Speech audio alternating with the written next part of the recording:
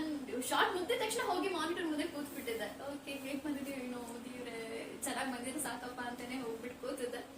But ನೋಡಿದಾಗ I was mesmerised.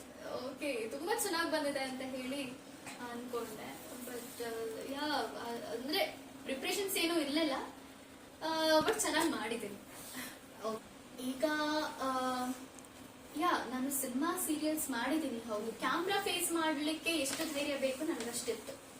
And ಒಂದು camera face ಮಾಡ್ಬೇಕು ಅಂತ ಅದೇನು ಧೈರ್ಯ ಇರುತ್ತೋ ಅದಷ್ಟಿದ್ರೆ ಯಾವ ಪಾತ್ರವನ್ನು ಬೇಕಾದ್ರೂ ಮಾಡಬಹುದು ಅನ್ನೋದು ನನ್ನ ಒಂದು ಥಾಟ್ ಅಂತ ಅನ್ಕೊಳ್ತೀನಿ. ಈ ಕ್ಯಾರೆಕ್ಟರ್ ಅಂತ ಬಂದಾಗ ಸ್ವಲ್ಪ ನನಗೆ ಚಾಲೆಂಜಿಂಗ್ ಅನಿಸ್ತು.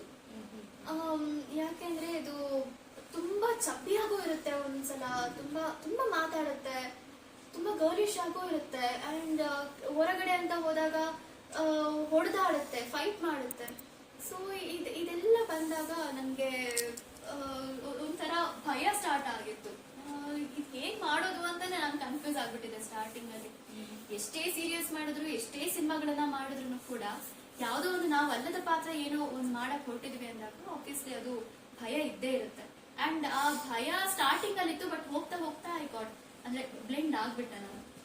ಸೊ ಇನ್ನು ಕೆಲವೊಂದಷ್ಟು ಆಗೋದಿದೆ, ಅದೇ ಪ್ರಿಪ್ರೇಷನ್ಸ್ ಅಲ್ಲಿ ಇದೆ. ಈಗ